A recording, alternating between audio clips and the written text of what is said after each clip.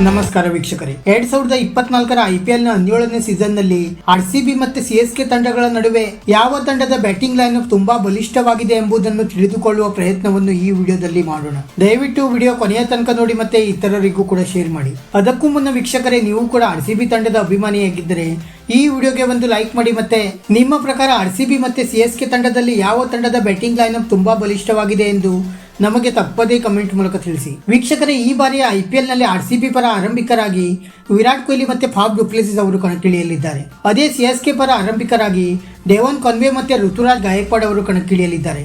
ಎರಡೂ ತಂಡದಲ್ಲಿಯೂ ಕೂಡ ಆರಂಭಿಕರಾಗಿ ತುಂಬಾ ಒಳ್ಳೆಯ ಬ್ಯಾಟ್ಸ್ಮನ್ ಗಳಿದ್ದಾರೆ. ಆದರೆ RCB ಬಳಿ ವಿರಾಟ್ ಕೊಹ್ಲಿ ಅಂತ ಬ್ಯಾಟ್ಸ್ಮನ್ ಇರುವುದರಿಂದ ಆರಂಭಿಕರಾಗಿ RCB ತಂಡವೇ ತುಂಬಾ ಸ್ಟ್ರಾಂಗ್ ಇದೆ ಅಂತಾನೆ ಹೇಳಬಹುದು. ನಂತರ ಮೂರನೇ ಕ್ರಮಾಂಕದಲ್ಲಿ RCB ಪರ ರಜತ್ ಪಟಿದಾರ್ ಅವರು ಕಣಕ್ಕಿಳಿದರೆ CSK ಪರ ಅಜಿಂಕ್ಯ ರಹಾನೆ ಅವರು ಕಣಕ್ಕಿಳಿಯಲಿದ್ದಾರೆ. ಮೂರನೇ ಕ್ರಮಾಂಕದಲ್ಲಿಯೂ ಕೂಡ RCB CSK ಗಿಂತ ಸ್ವಲ್ಪ ಮುಂದಿದೆ ಅಂತಾನೆ ಹೇಳಬಹುದು.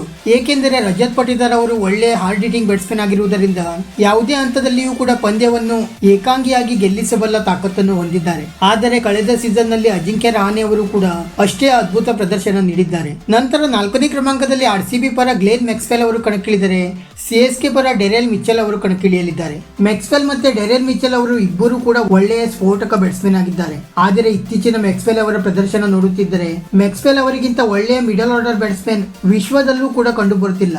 ಮತ್ತೆ ಡೆರೆಲ್ ಮಿಚೆಲ್ ಅವರು ಕೂಡ ಸದ್ಯ ಅದ್ಭುತ ಫಾರ್ಮ್ ನಲ್ಲಿದ್ದು ಕಳೆದ ಏಕದಿನ ವಿಶ್ವಕಪ್ ನಲ್ಲಿ ಭಾರತದ ವಿರುದ್ಧ ಬ್ಯಾಕ್ ಟು ಬ್ಯಾಕ್ ಶತಕ ಸಿಡಿಸುವ ಮೂಲಕ ಅದ್ಭುತ ಪ್ರದರ್ಶನ ತೋರಿದ್ದರು. ಮತ್ತೆ ಡೆರೆಲ್ ಮಿಚೆಲ್ ಅವರು ಸ್ಪಿನ್ನರ್ಸ್ ಗಳ ವಿರುದ್ಧ ಸ್ಫೋಟಕ ಬ್ಯಾಟಿಂಗ್ ಮಾಡುವ ತಾಕತ್ತನ್ನು ಕೂಡ ಹೊಂದಿದ್ದಾರೆ.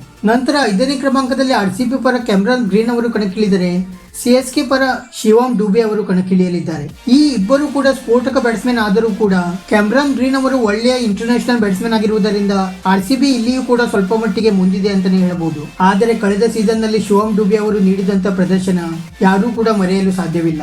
ನಂತರ ಆರನೇ ಕ್ರಮಾಂಕದಲ್ಲಿ RCB ಪರ ದಿನೇಶ್ ಕಾರ್ತಿಕ್ ಅವರು ಕಣಕ್ಕಿಳಿದರೆ CSK ಪರ ಮಹೇಂದ್ರ ಸಿಂಗ್ ಧೋನಿ ಅಥವಾ ರವೀಂದ್ರ ಜಡೇಜಾ ಅವರು ಕಣಕ್ಕಿಳಿಯಲಿದ್ದಾರೆ. ಇಲ್ಲಿ CSK RCB ಗಿಂತ ತುಂಬಾ ಮುಂದಿದೆ ಅಂತಾನೆ ಹೇಳಬಹುದು.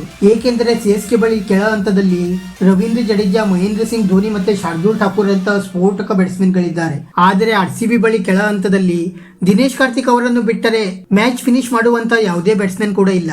ಆದ್ದರಿಂದ ಇಲ್ಲಿ CSK ಭಾರಿ ಮುಂದಿದೆ ಅಂತಾನೆ ಹೇಳಬಹುದು. ವೀಕ್ಷಕರೇ, ಇದಾಗಿತ್ತು RCB ಮತ್ತೆ CSK ನಡುವಿನ ಬ್ಯಾಟಿಂಗ್ ಕಂಪ್ಯಾರಿಸನ್. ನಿಮ್ಮ ಪ್ರಕಾರ ಯಾವ ತಂಡದ ಬ್ಯಾಟಿಂಗ್ ಲೈನ್ ಅಪ್ ತುಂಬಾ ಬಲಿಷ್ಠವಾಗಿದೆ ಎಂದು ನಮಗೆ ತಪ್ಪದೇ ಕಮೆಂಟ್ ಮೂಲಕ ತಿಳಿಸಿ. ವಿಡಿಯೋ ಇಷ್ಟ ಆಗಿದ್ದರೆ ಲೈಕ್ ಮಾಡಿ ಮತ್ತೆ ಚಾನೆಲ್ ಅನ್ನು ಸಬ್ಸ್ಕ್ರೈಬ್ ಮಾಡಲು ಮರೆಯಬೇಡಿ.